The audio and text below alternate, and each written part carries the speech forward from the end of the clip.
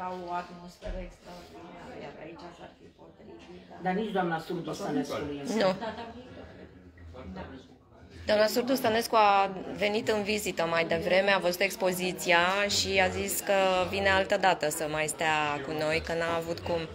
O să mă duc să văd tablou care e. Să participă.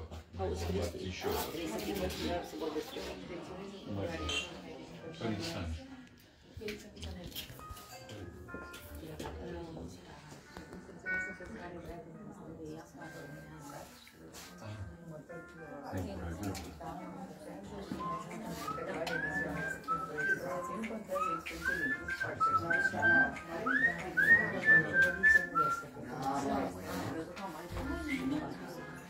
Sau lunea Cornele.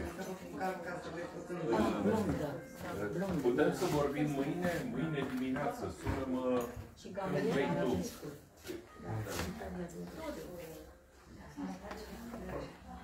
Așa. Vineri, a rămas pentru vineri.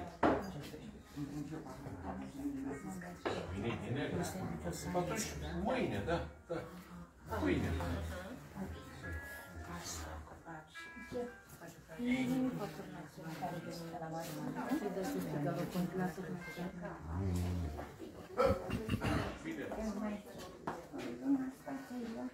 Nu, cazul de cum ne-a făcut asta, bătă, nu prea era, dar nu e și...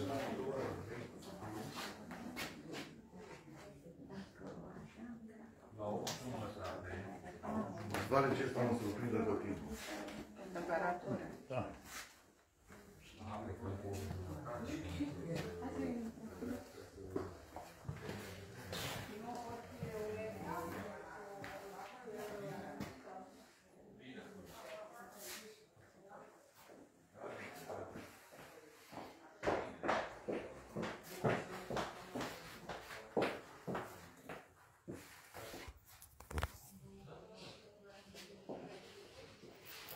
Asta e...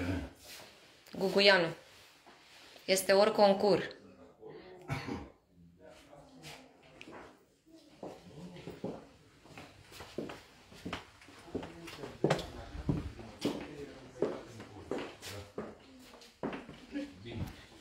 Bine. Ai încredere că ajungi. Du-te, vorbește. Acolo, nu? Da, nu. 99% sunt acolo, da? Bine. Dă. Bine. Hai te pup, pa. Așa, deci ăștia suntem toți, da? Bună seara! Am să vă rog să mi acordați și mie doar 2 minute atenție. Mi s-a spus să zic eu câteva cuvinte de introducere. Vreau să vă mulțumesc tuturor celor prezenți. Suntem, să zicem așa, la ultima inconveniență în acest an. Și cazul Mai tare, domnul Adrian. mai tare. Da. Suntem la ultima expoziție. Aș vrea să mulțumesc nu numai celor prezenți aici, ci și în general tuturor celor care au participat la expozițiile noastre, atât aici în Cotroceni, cât și la Hotelul Caro. Avem în această seară un număr de 14 artiști, da? Dintre care majoritatea femei, bineînțeles, și câțiva bărbați, 3-4. Buni. Așa. Trebuia să vă opriți la 14 artiști și era suficient. Da. Deci eu mare lucru nu mai știu să spun, că nu mă pricep prea mult.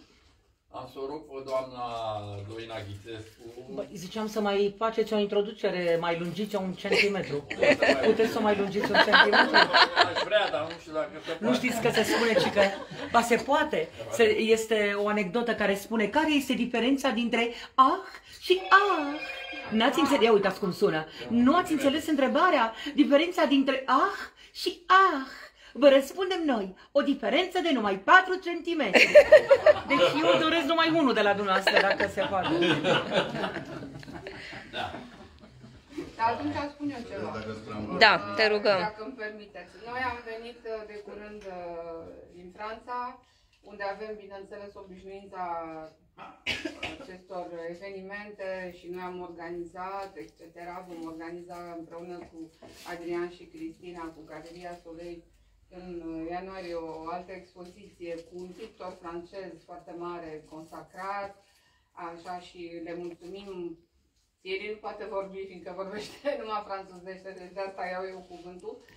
Însă, revenind la această expoziție, mi se pare, prin ochii noștri, venind oarecum și dintr-un cerc mai larg, să zic, puțin din afară, cu alți artiști, alte orizonturi, mi se pare o expoziție extraordinar de reușită. Și este foarte variată, stilurile sunt extraordinar de interesante. Am fost surprinși de anumite lucrări, am aflat că una dintre lucrări pe care noi am pus ochii e deja vândută. Deci felicitări încă o dată pentru această organizare și mai ales artiștilor cei care sunt creatorii de frumos și de artă. Deci cam atât am avut de spus, ca să mai ajungim așa. Și soțul, și Jacques, să ne spună ceva să ne spună și în franceză. Nu îl cheamă Jacques, îl cheamă Thierry, Jaco. Jaco, Thierry, Jaco. Il faut que tu dises quelque chose en français, je vais essayer de traduire. Oui, bah, mais de toute façon, tout le monde comprend le français, alors c'est bon. Non, bah, je suis très heureux d'être ici, en la compagnie de Daniela, parce que je trouve que c'est une exposition très très réussie.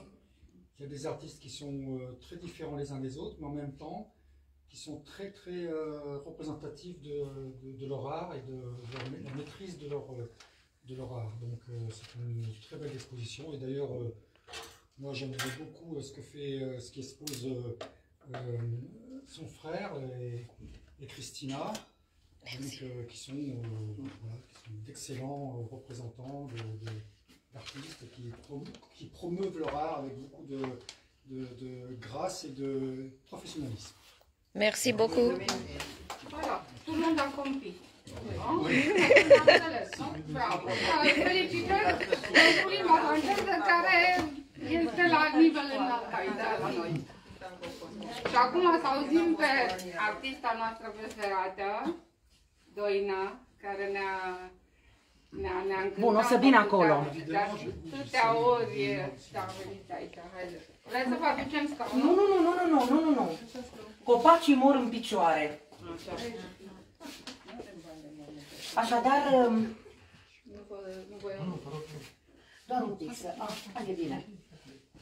Și Andreea Marin lucra cu un cover, așa că și eu lucrez cu dumneavoastră, vă numiți? Domn Vasile. Așadar, da, nu Vasile? Dar cum vă numiți? Nicolae. Nicolae? Ca pe moșul ăla. Bun. A trecut, tot dar... moși. Nu sunteți așa moși. În primul rând sunteți subțirel ca un fir de pătrunjel. Adică aveți o suplețe de balerin. Așadar, seara bună tuturor. Mă simt în ipostaza de colindător. Am colindat și mai întâi la Cercul Militar Național, pentru că Muzeul Militar Național, Regele Ferdinand I, a împlinit 100 de ani, muzeul, și am recitat și, bineînțeles, în curcătură pe portativ, colindător, în loc să ajung aici, am trecut și pe la Caro. Și de la Caro și am venit aici, ca un colindător. Așadar, drumul e greu, bine că nu ninge, bine că nu ninge pentru că avem treburi, că normal ar fi bine să ningă și să ne bucurăm. Dar sunt sărbătorile pe care le întâmpinăm într-un nașterea Domnului și iată că această galerie de artă, Galeria Soleil formată din cei doi, Cristina Raicu și domnul Adrian Pandelescu, pe care îi cunosc de ani buni. Pe domnul Adrian Pandelescu îl cunosc chiar cu mulți ani înainte, în Jurasic, să zic așa, să nu zic, ne mai recunoaștem mai de demult. Și amândoi și-au dat mâna și cu inimă, să spun așa, doritoare de artă bună și valoroasă, au făcut mai multe expoziții. Ei le așează într-un duplex, când la Caro, când pe Nanu Muscel, numărul 13, și tot așa Anonymous cel Caro și le așează cu Galeria Soleil, cum este mai bine, mai potrivit pentru autori și ambele galerii sunt frumoase. Acolo este un hotel care dă și o altă perspectivă, are și o altă conotație. M-a atras hotelul și m-am dus la Caro, eram acolo și n-am văzut nimic. Și unul m-a întrebat, zic, nu vă supărați, să nu spuneți că... Dar el a zis, vă cunosc, Doamne, nu e aici. Asta am spus-o și când am intrat, dar partea aceasta știu că nu era prezentă. Așadar, sunt actrița Doina Ghițescu. Eu nu sunt un critic de artă, dar sunt un cronicar literar, pentru că și scriu la mai multe reviste. Și atunci se întâmplă această întâlnire pe un flux care vorbește sufletului și emoționează, artă, prietenie și lucru bun, pentru că mă cunosc cu foarte mulți dintre dumneavoastră. E vremea sărbătorilor și m-am gândit, trecând pragul casei voastre, aici la Anonymous cel, să-ți aduc o crăciuniță pentru o domniță crăiță care ești tu, Cristina Raicu. Mulțumesc! Cu aplauzele noastre, vino către mine, că se filmează, se filmează. În primul rând, o crăciuniță de la mine, asta rezistă, are rezistența, da? Și ai aici și un cadou cu două obiecte care o să-ți placă și unul este un obiect vegetal, deci făcut vegetal și cu foiță de aur. Așa scrie pe el, trebuie uita tu la el și mă bucur mult de tot că ajunge la tine. Te cunosc de ani buni, anii noștri mai tineri și ai ei, ai un film mai tânăr decât mine, au sunat a cântec. Rămâi aceeași frumoasă crăiță, așa cum ți-am zis și ți-am zis bine, să ai sănătate, rosturi bune, lucruri împlinite și să nu ne pierdem. Cu aplauze! Bun, poți să iei loc acolo la pian. Și ea a vrut în mod deosebit să facă această întâlnire acum de sărbători. A gândit bine. Mă întâlnesc cu dumneavoastră și pentru mine e frumos. Bănuiesc că și pentru dumneavoastră. Așadar, va trebui să încep într-un fel partea a doua a vorbei mele, a vocabulei mele, gândindu-mă la sărbători. Și pentru că am trecut pragul casei noi toți, o să spun așa. Ce casă e această casă, așa înaltă și frumoasă? Așa înaltă, minunată, de străbunul brad vegheată, în ușori smocuri de flori, la ferești gerbe domnești. La poarta acestor curți sunt 3 rânduri de pomuți, iar la umbra pomilor, șade nada florilor, bună vremea în casă, boieri dumneavoastră. Așadar, cu aceste versuri, care sunt din folclorul nostru popular, am să demarez întâlnirea de astăzi, care este o întâlnire prietenoasă și cu gânduri frumoase pentru artiștii de valoare care sunteți. Aici este pliantul cu ordinea autorilor, așa cum este făcută pe afiș, și prima este Andana Călinescu. Cu Andana Călinescu, pe care o cunosc, pe ea chiar o cunosc din Cretacic. O cunosc de mult și ea știe. Eram foarte, foarte tinere amândouă. Și mi-aduc aminte, dar tu nu erai la fel ca și mine. Da. Dar mi-aduc aminte că o întrebam pictezi, ne întâlneam cu domnul Ilie Roșianu. Era prezent cu noi, lângă noi, el ne chema și așa mai departe. Am un baston, mi-l aduci tu un pic, că mă mai sprijin în el. Având un accident, îmi mai las greutatea corpului pe el până când ne mai vindecăm. Prin urmare, mi-aduc aminte că atunci ne cunoșteam, da? Și eu te întrebam, măi, dar tu nu pictezi? Și Andana spunea, măi, eu fac, nu, eu nu sunt ca ei, eu am alt fel de pictură, o pictură pe, cum se numește, spunea ea imediat, vă spun eu, nu trebuie să-mi, pe calculator. Îmi spunea ea că era ceva ce legat. Mă rog, în sfârșit mi-a vorbit de un calculator. Eu mă gândeam, mă, cum o fi aia, pentru că eu nu văzusem un calculator niciodată. Până atunci abia apăreau calculatoarele. Deci de bine eram eu și nu tu care erai cu tehnica mai la zi. Trecut au ani, cum spune Eminescu, și ce văd eu aici? Văd aici, atât de frumos, niște bărci, o să spuneți, da, te dai în bărci, nu, niște bărci care chiar arată bine.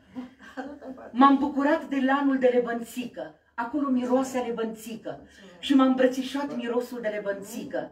Este frumos, e cald, e pur și este aromitor, îmi place, mi-a plăcut și m-am simțit bine în lanul tău de lebănțică.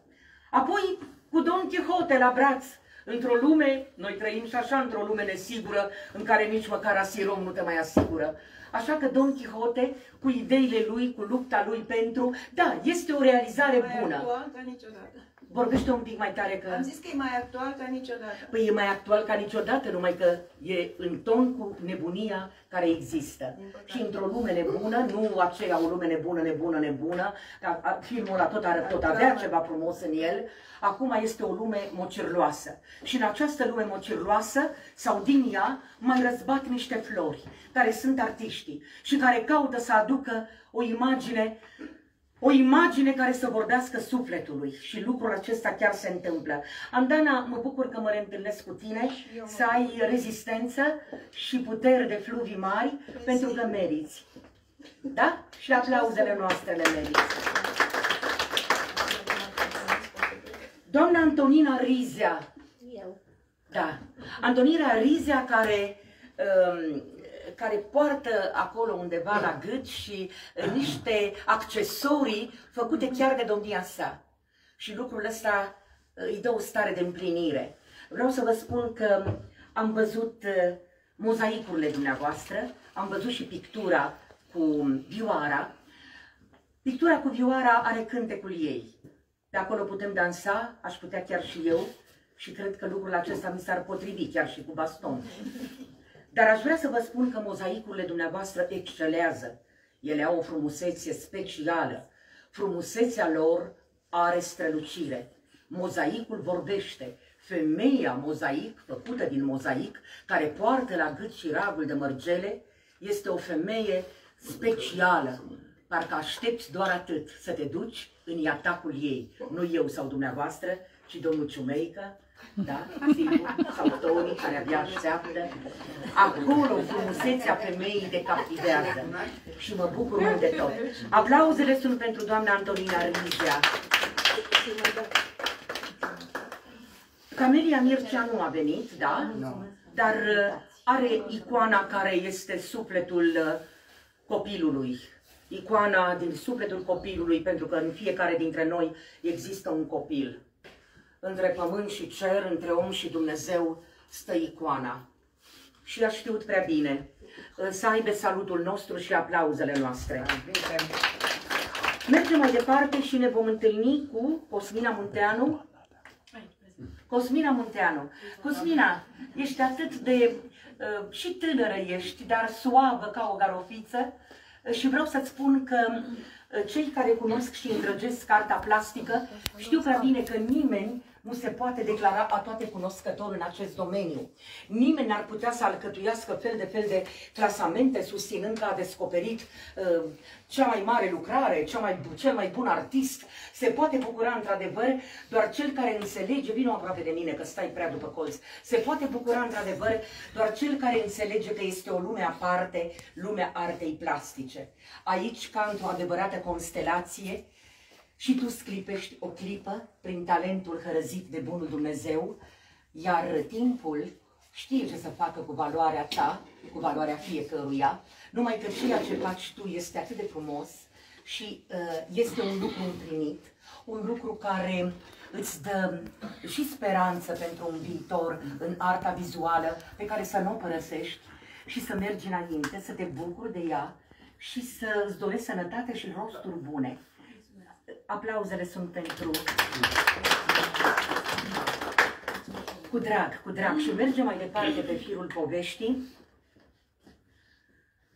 Ce mă fac dacă vreau și un scaun? Mai aceea vă rugăm să stați pe scaun. Nu, am călătorit prea mult și am o durere îngrozitoare. Sper că nu filmați asta, că am durere îngrozitoare, dar am durere care mă oprește să mai gândesc. Nu mai puțin. Durerea chiar mă oprește să mai gândesc. Numai puțin cald. Acum, până mă așez. Stai. Nu prea, acum i-am bastonul. Da. Vă duc altfel de scaun? Nu e, bun. Sper că nu dai pe...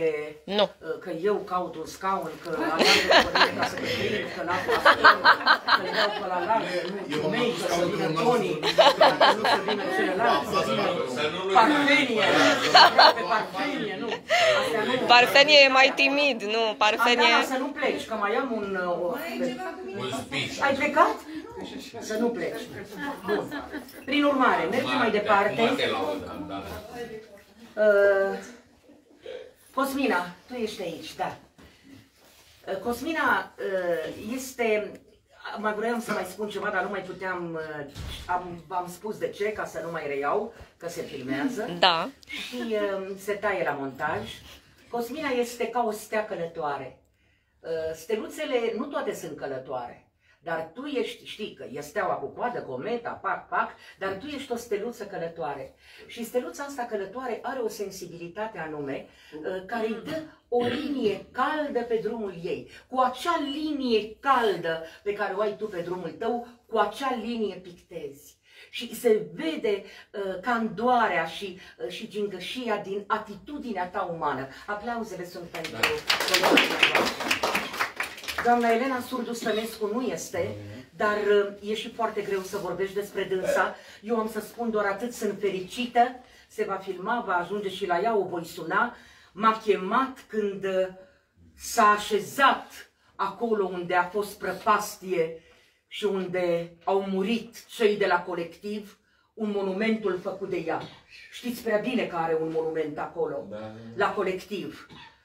L-a dorit chiar domnul Iancu, cel care se ocupă, e tatăl copilului care nu mai este, dar toți au dorit ca ea să lase acolo acel, e greu, e foarte greu să vorbești despre lucrul acesta, dar el va dăinui acolo, unde alții au plecat fără rost, au plecat doar pentru că se distrau. Și dacă intrăm și adâncim problema, știți prea bine că să nu încercăm să adâncim neînțelesurile, că le preschimbăm în neînțelesuri și mai mari. Și lucrul acesta este un adevăr. Așadar, dânsa rămâne remarcabilă prin arta ei, rămâne de neclintit acolo unde este locul și semnătura Elena Surdu Stănescu. Așa este. Cu aplaudată de noi și de mine.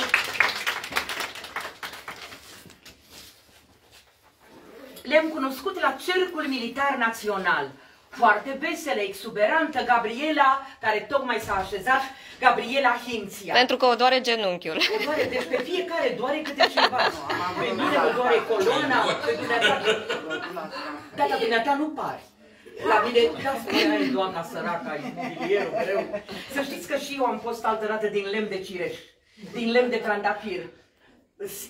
Domnul Ciumeică, sigur. Noi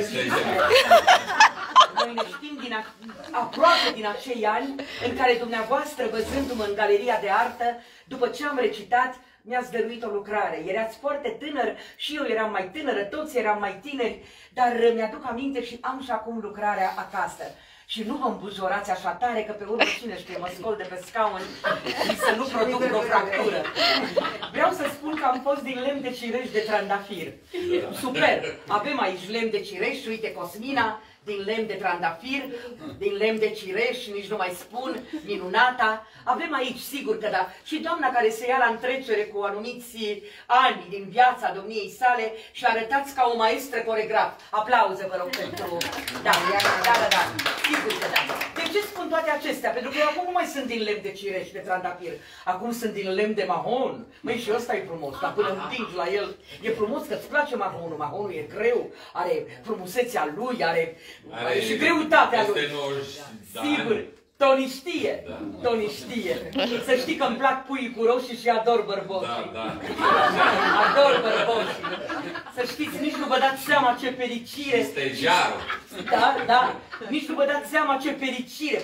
M-ai făcut să mă scol cu barba ta. Nici nu vă dați seama ce fericire și ce mai iubire să ai un soț bărbos și în plus mustăcios.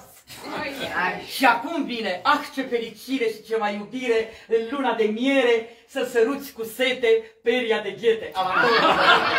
Să-i pui sodaci mai lungă, te rog, mai lungă, barba mai lungă. Să-i pui bigutiuri, să-i pui mizampliuri și să-l strângi în brațe pe Toni, să-l strângi în brațe cu barba pe moațe. Să te uiți la el cu glasul mic, să spui: Doamne, este Toni al meu iubit sau e călugărul din vechiul schit? Aplauze pentru Toni, o să ajung și la tine, Toni, de când ne știm. Am cinstit pahare. Mai zici ceva după o actriță? Am cinstit pahare multe și grele împreună. Dacă știam textul, aveam eu o replică la Clenciu. La Clenciu, aștept, poate mi-o dai. Și mergem mai departe și ajungem la Gabriela Hinția. Pe Gabriela Hinția, împreună cu câteva colege care sunt aici, și Vali Dincă și superba Elisabeta Melinte, da?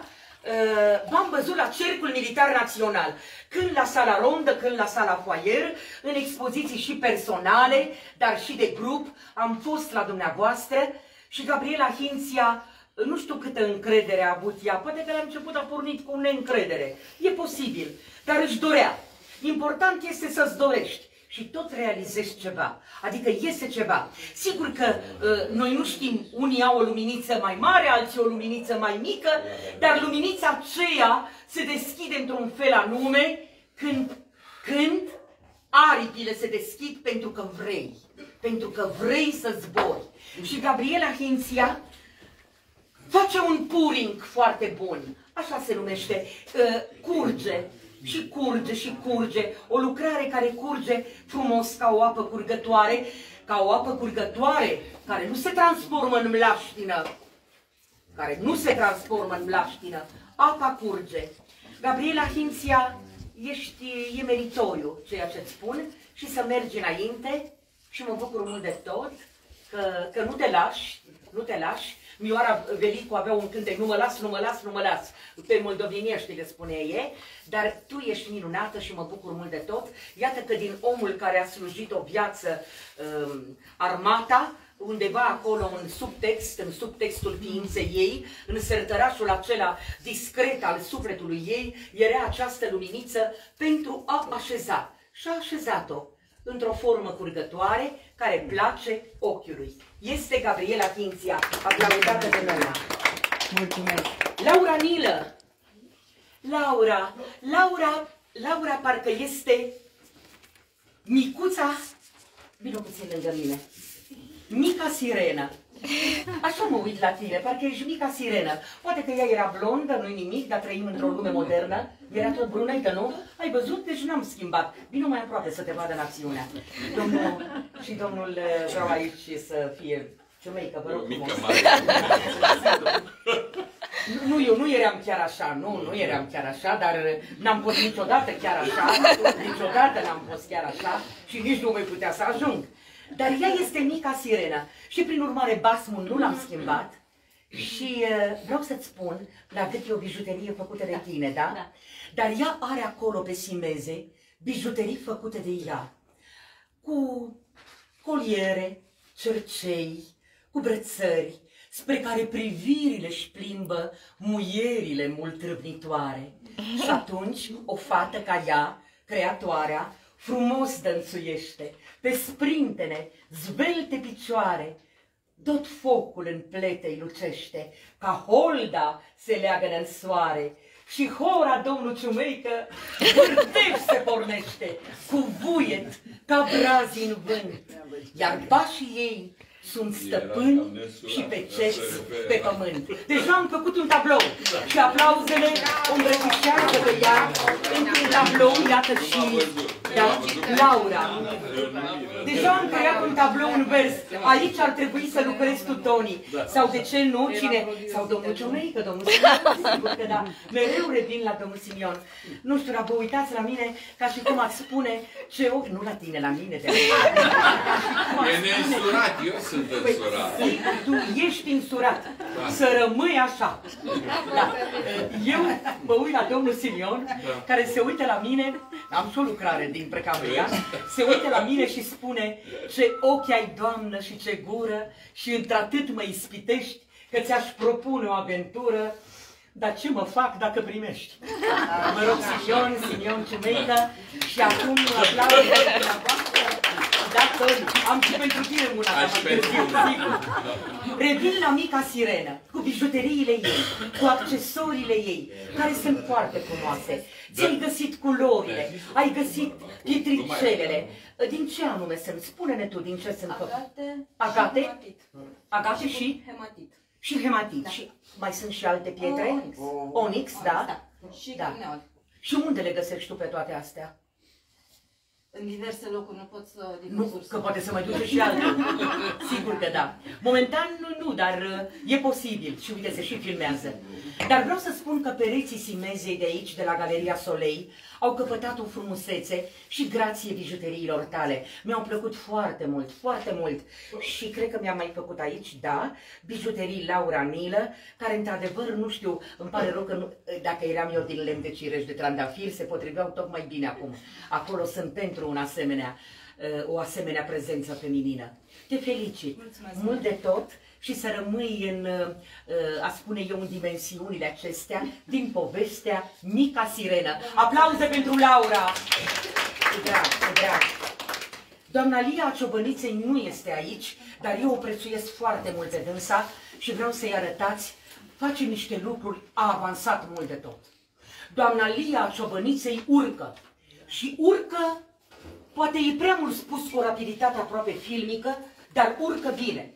Urcă cu o tenacitate, cu ideile pe care ea le îmbracă, le căptușește și le așează pe nerul ei, care e foarte zglobiu acolo pe pânză. Și lucrurile acelea se așează cu o idee anume, adică vorbește, lucrările ei vorbesc.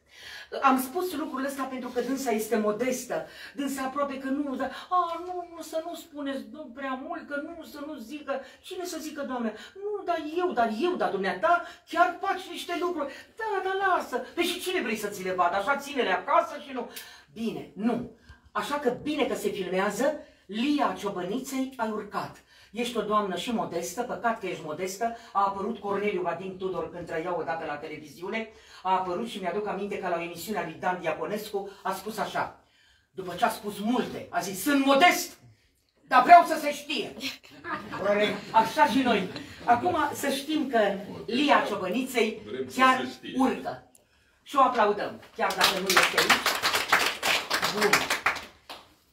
Ei, mă duc acum spre niște arabescuri. Mariana Răducanu, blonda belissima. Veniți mai aproape, mă ridic și eu. Mă bucur mult de tot. Aveți o suplețe de balerină, aveți ce arăta, de maestră coregraf, m-am mai zis. A fost sportivă. Vezi, eu n-am știut, dar vedeți voi că lucrul ăsta se simte, se vede. Nu mi-a spus nimeni, abia acum. Dacă ar vorbi gândurile, câte lucruri are și la suprafață. Are și cele bune, foarte e de bine, dar dacă are și cele rele, e râbăre de pat. Nu pleca, am văzut o blondă și acum, dumneata, pot să primesc. Deci, nu, dar tot văd blondă acum, nu știu și data. Stați așa, sunteți minunată. Deci, doamna Mariana Răducanu, aveți acolo niște arabescuri. Așa le-am văzut eu, într-o curgere a ideilor dumneavoastră. Femeia pe care am văzut-o, de ce ați pictat femeia aceea? Care femeie? E o femeie acolo. Nu, ea are puring, exact ca și Gabriela Hinția, ea este cu puringul. Eu știu că face puring, dar da. Era și o femeie. Nu, era femeia lui Vali Dilcă. Da. Femeia lui Vali Dilcă, da, nicio problemă. S-a suprapus o imagine, nicio problemă. Și Nadia Comăneci a căzut de pe bârnă, dar tot Nadia Comăneci a rămas. Așa că nu-i problemă. Da, era femeia ta. Nicio problemă. Totul este o curgere și la dumneavoastră. Nu știu dacă de la același profesor, dar e frumos, e plăcut, îți place. Este, repet, aceeași apă purgătoare, în felul unic și al unicității dumneavoastră de artist, nu vă lăsați și important este să mergeți mai departe. Îmi plac culorile, cromatica dumneavoastră dansează, cromatica vorbește foarte mult, dansează și este iubăreață, ca și dumneavoastră, sunteți o femeie iubăreață, asta vă spun eu. Aplauze pentru partenera mea. Da, și se vede talia dumneavoastră și sportivă de binioară. Cu drag, cu drag. Mergem mai departe. Victoria Dincă. Vino lângă mine, Victoria. Îți lipsește husarul. Victoria ta ei husar. Vă aduceți aminte de acea operetă, da? Victoria Dincă, te cunosc de demult, te știu de demult, da? Prietenă bună cu mine, ne și simțim frumos. Ea mă simte pe mine și când sunt supărată și când sunt tristă, caută să vină cu un... Azi ești tu puțin tristă, e ceva, nu? Nu? Dar de ce negrul ăsta aici? Nu știu. Ea vine de fel, e foarte solară. Ea vine îmbrăcată luminos, culorile ei, însă și ea este ca un pastel, ca o acuarelă. Așa sunt culorile ei pe care le poartă. Vali Dincă, eu te-am văzut pe tine și în niște lucruri cu gen festival la Giurgiu, unde te-ai dus cu colega ta, care se numește Neluța Bunicuța. V-am văzut și la fosta casa scriitorilor, Casa Bernescu, era fosta casa scriitorilor din România. La Casa Bernescu te-am văzut cu tablouri, cu tot felul de culori, de accesorii și pictai cu o frenezie uluitoare, Da, lucrul acesta, tumultul ăsta este în ea. Acest tumult este în ea. Eu am simțit-o și am simțit-o că, ca și cum ar spune, chiar dacă nu mi-a vorbit, că atunci când stelele plâng peste mine, așa ar spune Vali Dincă, atunci când stelele plâng peste mine și sufletul mă doare, arta este aceea care mă face să privesc cu dragoste înainte și se dăruiește ei cu credință și cu o putere de convingere a la Vali Dincă. Aplauzele sunt pentru tine. Și eu îți mulțumesc. A la Victoria Dincă, dar ți se spune și Vali. Așa este, da? De ce Vali și Vivi și Vivi nu știam, dar ca să se înțeleagă clar, Victoria Dincă, Vali Dincă. Eusebiu Josan. Josan aici. A ieșit? Nu, E acolo. E mascat. să mai în umbră așa. E mai în umbră? Nu? Puteți să veniți aici lângă În mine. Ardeal. Nu mă duce. Nu vrei să vii? Nu vreți? Dar vă rog frumos. E suficient așa, mulțumesc. Eusebiu Josan. E mai Hai, timid. vino. Josan ca Joseni Mă omoar. în Ardeal. De ce? De ce nu te-ai dat Susan joaca jos? și Joseni. Josan. Hai, decimează-mă acum. Nu te decimează. Vreau să spun că Vezi cum am bărcile tale nu mă scufundă și mă ridică. Bărcile tale îmi dau un echilibru, bărcile tale care au culori excepționale, excepționale. Bărcile tale te poartă până la capătul lumii ca să ai de unde te întoarce. Acestea sunt bărcile cu ideile pe care tu le ai, le conturezi și apoi le așezi pe pânză. Și nu numai bărcile, și casa. În casa ți-e bine să te simți bine. Casa are valul ei de bine. E redată, e căptușită bine în primul rând cu sufletul tău. Sufletul tău așa este. Chiar dacă el zbuciumat, a fost rupt, s-a burit, s-a regăsit, din jale s-a întrupat, iar s-a ridicat, iar rupt, iar cu un pahar de combustibil l-ai năruit și cu alt pahar de combustibil l-ai ridicat și iar a murit și iar te-a ridicat și iar, așa este la tine mereu. Aș vrea să fii sănătos. Eu te cunosc dinainte de ani buni, când erai mai zbuciumat decât ești acum. Tot așa. Nu, erai și mai zbuciumul tău, ne uitam la tine și deveneam Acum o lasă mai stană mare, de piatră.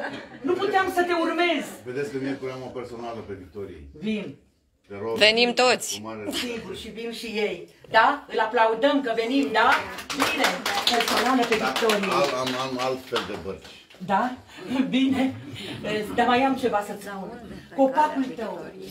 Copacul tău este copacul tău. Acel copac cu flori. Acolo este ca și cum tu ai spune, dar de fapt a spus poetul. Hipnotizat și vreau să ascultați. Ești aici? Andana, vreau să asculți ce spune copacul lui. Copacul lui spune așa: al lui Eusebiu Dosan. Cred că l-ai văzut acolo. Spune de el, vorbește despre el. Hipnotizat de adânca și limpedea lumină a bolților destinse deasupra lui, ar vrea să sparme zenitul și înnebunit să bea prin mii de crengi crispate licoarea opalină. Nici vălurile nopții, nici umeda perdea de nouri nu-i gonește imaginea senină. De-un strălucit albastru, viziunea lui e plină, oricât de multe neguri în jurul vor cădea. Oricât de multe neguri în jurul vor cădea. El este.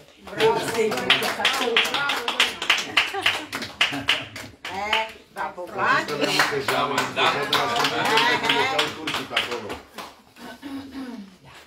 Doarme seara asta liniștit. Foarte frumos, Eusebiu. Și vom veni în ce zi ai spus? Miercuri pe 20. Miercuri pe 20. Spune și unde exact, te rog. Victoriei 91-93, chiar central. Cum o cheamă pe galerie? Victoriei 91-93, Ana pentru cultură și artă. Ai păstorită de... Vedem noi. Vis-a-vis de Cârciuma Grânau. Tot o cârciumă, ați văzut? Normal. Paharul, coboară, paharul de ridică. Combustibilul. Combustibilul. N-a uitat replica mea. Bun. Unde mi-e paharul? Mai în spate. Gheorghe Zvarici. Te invit aici. Te invit aici. Hai, Zvarici, treci și tu acolo la...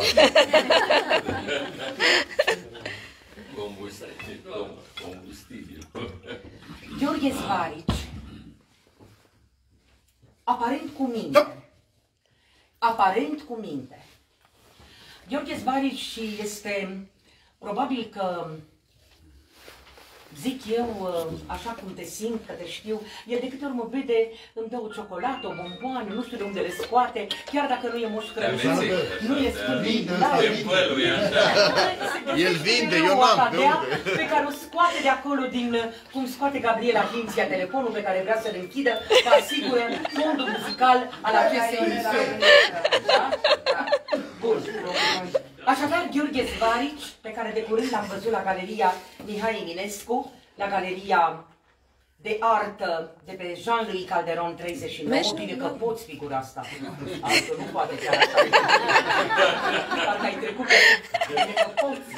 Uite, stăm aici, încearcă și tu. Știu, e la genunchi, nu la coloană. Gheorghe Zvarici, probabil că și vreau să, Toni, să fii puțin atent la colegul tău. Da, nu, că încerc și eu după tine.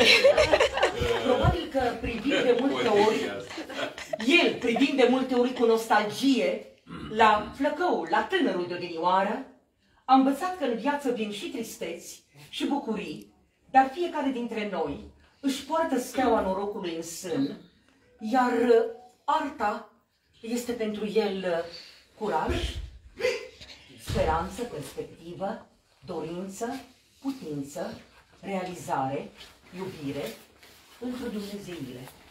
Lucrul acesta îl faci într-un fel anume, chiar dacă nu vorbești. Tu nu ești un vorbăreț, adică nu ești un Toni. Toni te acaparează cu nebunia lui verbală, cu felul lui de a fi și îți vorbește și îți spune povești, parcă este o șeherezadă întoarsă. Dă-i voie, că e și critic de artă. Păi, da, și critic, da. Dă-i voie. Nu, mergeți normal. Nu. Bun. În public. Dar ceea ce îmi place mie la Gheorghe Zvarici, florile tale.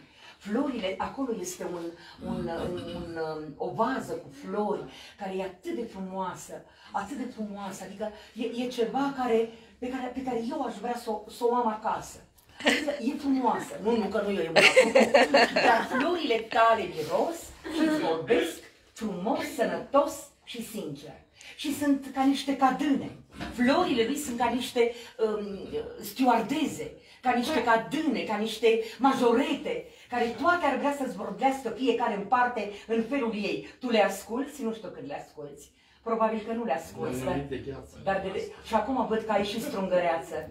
Și bărbatul cu strungăreața adorme doar dimineață. Aplauze pentru colegul nostru, Gheorghe Zvarici, cu drag. Desigur că nu este aici Mihai Parfenie. Nu este, nu. Are mobul acela minunat, care are și vioara, are și femei, are și florile. Îmi pare rău că nu este. L-am fi îmbrățișat cu aplauze, așa o să o facem și acum, dar important este că vorbim despre el și vorbim despre el ca despre un autor care se reține, un autor care place, care bucură ochiul și un autor care se respectă, nu numai pe el, exigent, dar îi respectă pe cei din jurul lui, cu o artă bună. Vă aplaudăm, domnule Mihai Parfenie, chiar dacă nu... Toni, tu nu ai lucrări aici, știu. Nu am, da. Dar tu ești o lucrare bună. Sufletul tău, eu exist. Asta e important. Desigur că aici se află și prietenii câtorva dintre autori și este un lucru foarte bun. Și acum, ultimul autor din această seară este Simion Ciumeică. Simion Ciumeică, vino puțin către noi și către mine. Cu drag, dar de ce tremuri? Se emoționează de câte ori stăm în preajma unor doamne deosebite. Acelea sunt lucrările lui, cea care se află în spatele lui, una din ele, da. lui Jaco Pierre Jaco, aceasta din nou, da? Nu mai știu aici, nu, aici, aceasta sunt lucrările tale. Eu vreau să-ți spun așa, e foarte greu să îmbini culoarea și ideea pe care o ai în tine, să poți să o așezi într-o asemenea formă care dă viață creației tale, prin culorile care să vorbească și care să cânte într-un fel anume. Dar felul ăsta anume, unic la tine, eu ți-l știu, nu este pentru prima dată când mă izbește frumusețea creației tale. Probabil că la nașterea ta, una din cele trei ursitoare, pentru că sunt trei ursitoare, ți-a mângâiat destinul cu harul vorbelor să vezi răsăritul și scăpătatul soarelui. Și acolo unde pașii tăi se vor opri, să bucuri cu creația ta sufletele tuturor celor care te vor vedea și care te vor simți și care te vor aplauda, cum se întâmplă în această zecime de milionime de fracțiune de secunde.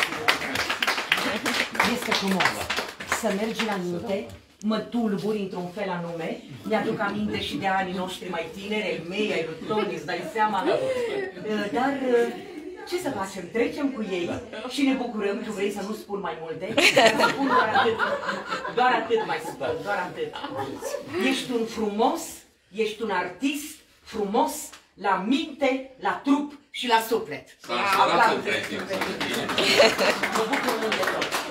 Și de ce ne mai bucurăm noi astăzi, am să vă spun imediat, că în mijlocul nostru se află o echipă, doi parteneri care formează o echipă atât pe scena vieții, cât și pe scena artelor vizuale. Este sora, în primul rând, căci despre ea este vorba, domnului Adrian Pandelescu, și este soprană, și este soprana Daniela Rada. Aplauzele sunt pentru ea și, desigur, pentru partenerul ei de viață, pentru Pierre. Poftim? Thierry Jaco. Am zis Pierre, dar trebuia să zic Pierre Jaco, să pun acolo. Pierre Jaco. Pierre Jaco. Ei, vezi, dacă mai trec ani, să nu ne uităm, să nu ne să lăsăm pe dumnealui să se prezinte, că văd că aici a intervenit o... Nu, n-a intervenit nimic. Nu? Și care, într-adevăr, eu am văzut, am fost la niște gale ale lor, iar acolo, Adelmo, un pictor pe care îl cunoașteți, da, îl știți pe Adelmo. Adelmo a fost, nu, era să zic cuvântul racolat, dar asta e pentru securitate. A primit o chemare din partea lor pentru Paris, pentru Franța. Și lucrările lui au plecat în câteva rânduri acolo și s-au bucurat de succes din partea... Adelmo Prini, Magda Urse, Antoneta Iancu, da? Chiar încă... Elian Băcilă au participat la Paris și au avut enorm de mult succes. A fost foarte bine. Mulțumesc foarte mult, Doina. Mă bucur și eu. Aplaudăm lucrul acesta. Și acum, dragii mei, bucurându-mă de voi toți, începând de la Andana Călinescu până la Simion Ciumeică și cu un Toni grozav, ai fi putut să fii Moș Crăciun, să știi. De-aia ți-am zis-o. Toni, apropo de Moș Crăciun, noi femeile când se apropie Moș Crăciun, ne punem câte o dorință. Mi-aș fi dorit, da? Ne punem câte o dorință în pomul de Crăciun. Și Oana Lis și-a pus o dorință în pomul de Crăciun pentru Viorel. Și i-a spus așa, Viorel Lis, îl știți, da? Eu am vrut ca Moș Crăciun să-mi aducă ceva bun. Însă ce vreau eu acum, n-ai nici tu, nici Moș Crăciun. Asta i-a spus, dar eu i-a spune altceva lui Toni. Eu am vrut ca Moș Crăciun să-mi aducă ceva bun. Însă ce vreau eu acum, ai doar tu, nu Moș Crăciun. Aplauzele sunt pentru Toni, mă rog. Toni, chiar dacă nu prea crede, știți cum a făcut Toni? A făcut, adică, iubăi, cum eu te-am înălțat la fileu, că așa este. Dragii mei, să nu ne pierdem. Este important că e vremea colindelor. N-am mai jucat de mult tenis, dar în fine. Nu, cu mingea aia la fileu. Da.